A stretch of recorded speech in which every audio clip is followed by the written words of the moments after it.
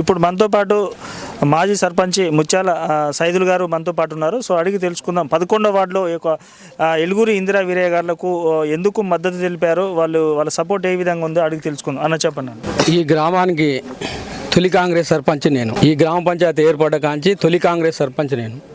Original Congress వాదులం మేము. ఇప్పుడు వాళ్ళు ఎక్కడి నుంచి వచ్చారో పోయారో ఇక్కడ ఉన్న వాళ్ళు కాంగ్రెస్ నాయకులే. ఇప్పుడు డబ్బులకు ఏడనో టికెట్లు తెచ్చుకొని అసలు కాంగ్రెస్ నాయకులంతా బయటికి పంపించేసి లుచ్చా కాంగ్రెస్ వాళ్ళు ఇప్పుడు అలా ఉన్నారు. అసలు కాంగ్రెస్ వాళ్ళంతా బయట ఉన్నారు.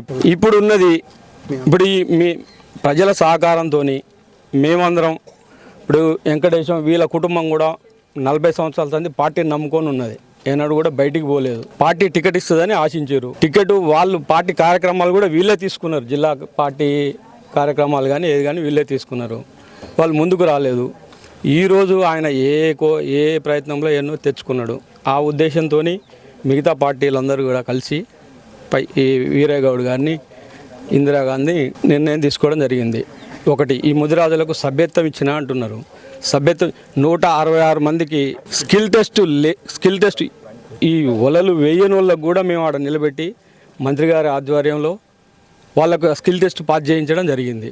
ఇప్పుడు నేను ఓపెన్ ఛాలెంజ్ చేస్తున్నా, ఒక్క మనిషికి స్కిల్ టెస్ట్ చేయించి నువ్వు సభ్యత్వం తీసుకురా, రమేష్ రెడ్డి వెనకంగా మేము చాకిరి చేస్తాం. మేము చేసిన పనికి మేము చేసినామని డప్పాలు కొట్టుకుంటూ ఆ ముదిరా సంఘంలో కొంతమంది నాయకులు అమ్ముడు పోయారు డబ్బులకు. ఆ ప్రయత్నం నడుస్తున్నది. ప్లస్ 2013లో సర్పంచ్గా గెలిచిండు ఆయన. 2026 13 సంవత్సరాలు ఆయనే ఉన్నాడు. ఏం పని చేసిండో గుండె మీద చేసుకొని చెప్పమనం. శ్మశానం వాటిక లేదు ఇలా ఊళ్ళే. పేదలు ఉన్నత వర్గాలు ఉంటే వాళ్ళ పొలాలను ఎన్నో కాడాలు పెట్టుకుంటున్నారు. నష్టపోయేది ఈడ పేదలు. ముదిరా సంఘంలో ఎవరికి పొలాలు లేవు, ఏది లేవు. ఎస్సీలలో ఎవరికి పొలాలు లేవు. వాళ్ళు రోడ్ల పుంటి ఒకళ్ళు వర్షాలు వస్తే కూడా ఏడబెట్టాలని అర్థం కావట్లేదు. ఆ శవం చచ్చిపోతే కనీసం శ్మశాన వాటిక కూడా లేదు ఇప్పుడు మనకు ఈ రాయనగూడెం వల్ల. మా కోరిక కూడా శ్మశాన వాటిక ఇవి చేయాలనేది. ఇప్పుడు అన్నారం టు పిల్లలమరి రోడ్డు కూడా జగదీష్ రెడ్డి గారు శాంక్షన్ చేసి జగదీష్ గారు పెట్టించిండు. మీరేం పని చేసారో ప్రెస్ మీట్కు చెప్పండి. మేమేం చేసినో చెప్తున్నాం. మేము అన్యాయం జరిగిందనే కోవతోనే ప్రజలంతా ఏకమై ఇందిరాగారిని గెలిపేయడం కోసం ముందుకు వచ్చాం. ఓకే అన్న. కుప్పల రామరెడ్డి గారు ఉన్నారు, మూజీ ప్రాజెక్టు వైస్ చైర్మన్ గారు మనతో పాటు ఉన్నారు. అన్న చెప్పండి అన్న, ఇప్పుడు ఎలుగురి ఇందిరాగారులకి ఏ విధంగా సపోర్ట్ ఇస్తున్నారు? ఎలుగురి ఇందిరా గారికి వాళ్ళ మామగారు ఎలుగురి భిక్షం గారు సత్యనారాయణ రెడ్డి పీరియడ్ కానించి ఎలుగురి భిక్షం సత్యనారాయణ రెడ్డి శిష్యునిగా వారసత్వం తీసుకొని వాళ్ళ కొడుకులను కూడా అదే నాయకత్వంలో పనిచేయమని చెప్పినాడు. అదేవిధంగా వెంకటేశం అనే వ్యక్తి ఎంపీటీసీ, మాజీ ఎంపీటీసీ, భిక్షం పెద్ద కొడుకు, రెండో కొడుకు సైదుల్ గౌడు, మూడో కొడుకు వీరయ్య గౌడు. వీళ్ళు వారసత్వంగా కాంగ్రెస్ పార్టీ జెండా మోసుకుంటూ వచ్చినారు.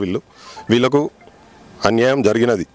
మేము అధిష్టానం దగ్గరికి తీసుకెళ్ళినాం. మాకు టికెట్ ఇవ్వన్నాం. కొన్ని అనివార్య కారణాల వల్ల టికెట్ మా చేతుల నుంచి జారిపోయినది. అయినా కానీ మాకు ఇక్కడ ఉన్న పార్టీలు బీఆర్ఎస్ పార్టీ కానీ సిపిఎం పార్టీ కానీ వాళ్ళని మేము మద్దతు కోరగానే మేము మీకు సహకరిస్తామని చెప్పి జగదీశ్వర రెడ్డి గారికి దగ్గరికి తీసుకెళ్ళి జగదీశ్వర రెడ్డి గారికి వీళ్ళు చెప్పి మా జగదీశ్వర రెడ్డి గారిని ఒప్పించడం జరిగింది. అలాగే సిపిఎం పార్టీ నాగార్జున రెడ్డి గారి దగ్గరికి తీసుకెళ్ళి మాకు సహకరించమని వాళ్ళు కూడా ఒత్తిడి తేవడం వల్ల వాళ్ళు కూడా మాకు సహకారానికి వచ్చినారు. మంచిగా సహకరిస్తున్నారు. మేము ముందుకు వెళ్తాం. ఇదే బుట్ట గుర్తు మీద ముందుకెళ్ళి అత్యధిక మెజార్టీతో గెలుస్తామని నేను సభాముఖంగా తెలియజేస్తున్నాను. ఓకేనా, థ్యాంక్ యూ.